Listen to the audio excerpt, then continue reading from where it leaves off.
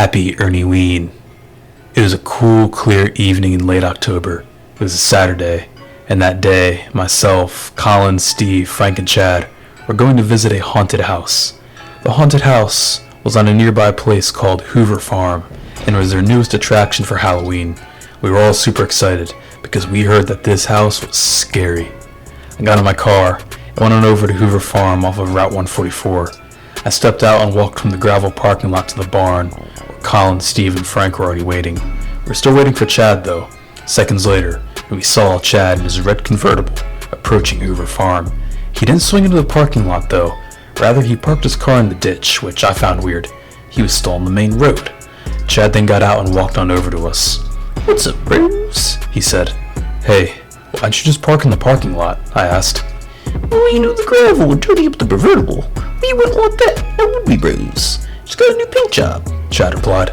"Alright, well, let's not waste any more time. Let's get our tickets in the barn and head over to the haunted house." We bought our tickets for $30 each and decided on how we wanted to get over to the house. The haunted house is located way on the opposite end of the farm, and would likely take over 20 minutes to walk to. "Man, fuck that shit. I'm trying to get the skiers right now," Steve exclaimed. "I agree, bro. Too much walking means cardio. And I already knew that too much cardio isn't good for maximum gains," said Chad as he flexed his bicep. It was apparent that something was off about his muscular physique, but I couldn't quite pinpoint it. "You guys realize you can just take the hayride, right?" I suggested. Chad seemed relieved upon mentioning the hayride. Steve and Frank seemed happy about it too, and just then, the hayride arrived. Steve, Frank, and Chad hopped in. Exclaimed Frank. Colin and I were also about to hop in when about a swarm of 50 or so kids crowded on, making there no room for us. "Hey, we'll just walk," I shouted. Colin and I figured we'd just walk to the haunted house and meet the others there. We were in pretty good shape, so keeping a good pace shouldn't be an issue. The hayride departed, and so did we. I witnessed Chad resting his arms behind his head as the hay tractor began across the vast pumpkin patch. Colin and I decided to take a shortcut to save time. This shortcut, however, involved a straight dirt road that traveled through the dead center of a vast pumpkin patch. Fast forward 10 minutes, and we were in the middle of that pumpkin patch. The sun was beginning to set, and the temperature was dropping. Colin put on his fleece. The road we were on was incredibly straight. We could see the haunted house in the distance, though still far away. Colin and I were in the middle of a conversation about a future trip when he heard the faint sound of a car engine coming from behind us. We turned around and saw far away in the distance the faint sight of a car. "I wonder who that could be," I asked. Probably just some worker who maintains the fields," Colin replied casually. Colin was confirmed wrong, though, as the car soon revealed itself to be a blue minivan. "Quick, hide in the pumpkin patch," I told Colin desperately. We both tried our best to hide as best as we could behind some pumpkins, though unfortunately, pumpkins aren't the best for hiding as they're too short. The minivan pulled to a halt right next to our exact location and stepped out no one other than Herbert Ernie himself. He looked more ridiculous than ever before. He wore a full and complete pumpkin costume, all with a carved-out pumpkin on his head. It had the front cut out so you could still see his face. The costume was made out of thick wool and seemed like it took up a lot of space. Colin and I hid and tried to remain as quiet as possible so Herbert wouldn't find us. Herbert simply stood in the crab pose in the middle of the road for a solid 10 minutes before he darted into the pumpkin patch on the other side of the road and then disappearing from sight. Relieved, Colin and I agreed to stay hidden for another 5 minutes just to be safe. His minivan was still parked in the middle of the dirt road, and he even left the engine running. About 2 minutes went by, and Colin and I were considering leaving our hiding spot. That decision was confirmed when we heard rustling in the pumpkin patch coming from behind us. It sounded like it was getting closer. We whipped our heads around and witnessed Herbert Ernie sneaking up from behind us. He was crouched down and had a wide, toothy grin on his face as he crept. Colin and I let out a scream and both sprang up from hiding. Herbert met us in the middle of the road. He looked ecstatic. "Herbert, what are you doing here?" I stated demandingly. Boris finally noticed me.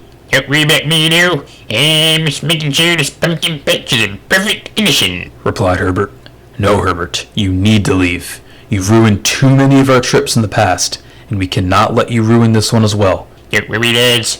You need me. Get my presents. The entire pumpkin petting season will be a flip. My name is Pumpkin Ernie, and it is my sole iron duty to protect this enchanted pumpkin patch.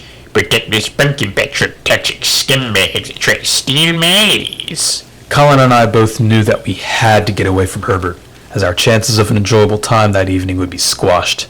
We thought of something on our feet and executed it. "Run!" I exclaimed.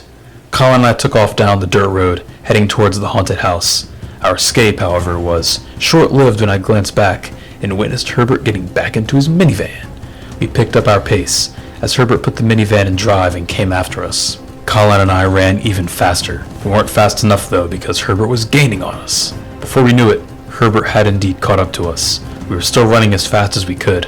Herbert rolled down his window as he pulled up next to us, whilst we ran. He drove as fast as we ran, which was like 7 miles per hour. His smile was wider than ever. He stuck his hands out the window and tried to grab us. However, as a result of taking both hands off the steering wheel, Herbert swerved off the road and crashed into the pumpkin patch. He then got the minivan stuck in the mud. Screamed Herbert as we ran off without him. Out of breath, Colin and I finally made it to the location of the haunted house.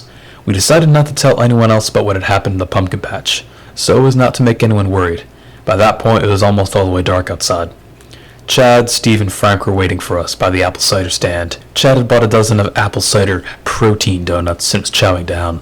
He offered us some, but I declined. "Man, it's about time y'all get here," said Steve. "Anyway, time for the haunted house. Man, I bet this shit ain't even that scary."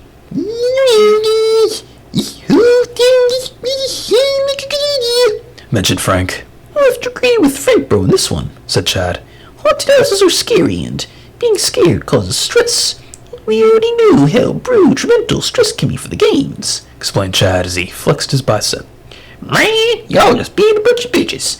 Only someone like Buzzass who gets scared of a fucking haunted house," said Steve. This seemed to kind of change Frank's mind about coming into the haunted house. Chad, on the other hand, was still unsure. "You bro's going in without me. I still have to finish my protein donuts," said Chad. "Well, fuck me, fam. You come in there with the rest of us," said Steve as he swiped a dozen of donuts from Chad's hands. "No, give it back, bro," Chad exclaimed as Steve ran into the haunted house. Chad followed him. We showed the host our tickets and went inside the house.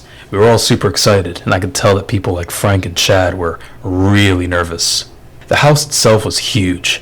It didn't necessarily have a particular theme of any kind, but it looked scary nonetheless. Even though there were other people inside at the same time we were, it still felt like we were kind of alone due to how big the place was.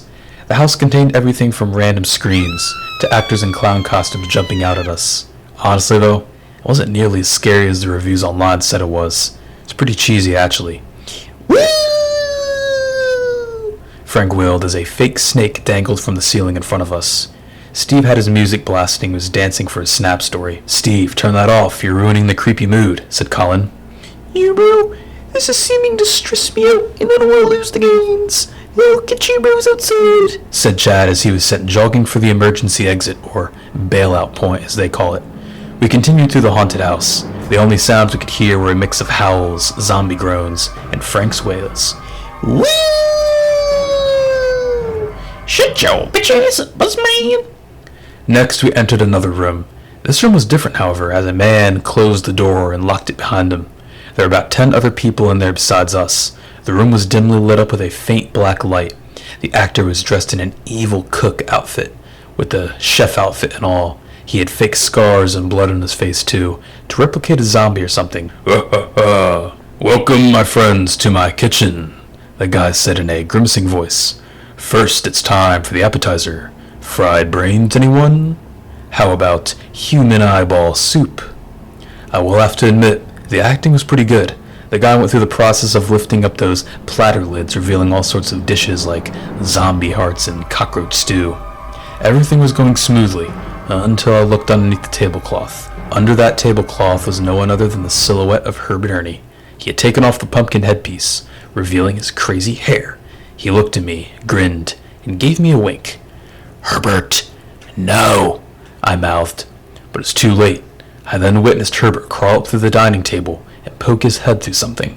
Next, the evil chef actor lifted another dining platter lid, revealing what his main course would be, except he didn't reveal the intended main course. No, he revealed no one other than Herbert Ernie himself. "Whoa!" the actor exclaimed, accidentally breaking character. I don't blame him. Herbert was positioned in a way where you could only see his chubby head, not even his neck. He looked more unhinged than ever before. Sorry, bro, stuck in a skate, Pumpkin Man Ernie, eh? Herbert exclaimed, quite snarkishly. The entire room gasped in shock. Herbert then winked and slightly bowed his head to the side, as if he was some sort of charm boy. Don't worry, ladies. Once I get myself out of this jiffy, we can head back to my motherland. Ain't it funky? We were all shocked, to say the least, frozen in fear. However, Herbert then did the unimaginable. He proceeded to open up his mouth to the size of a basketball and scream. The volume was so loud that we genuinely thought we'd lose our hearing that night. We all got up and sprinted out of the room and out of the haunted house. We could still hear Herbert screaming, even as we got outside. Herbert then bust out through the front door.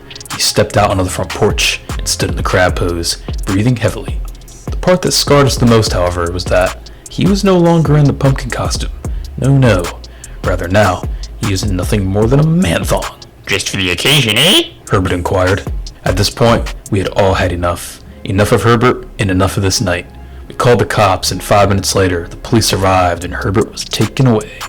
Hoover Farms was closed for a few days, just so everyone could unwind and mentally recover, including the employees, from what Herbert had done. The rest of us all said bye and went home early. That then concludes Happy Ernieween.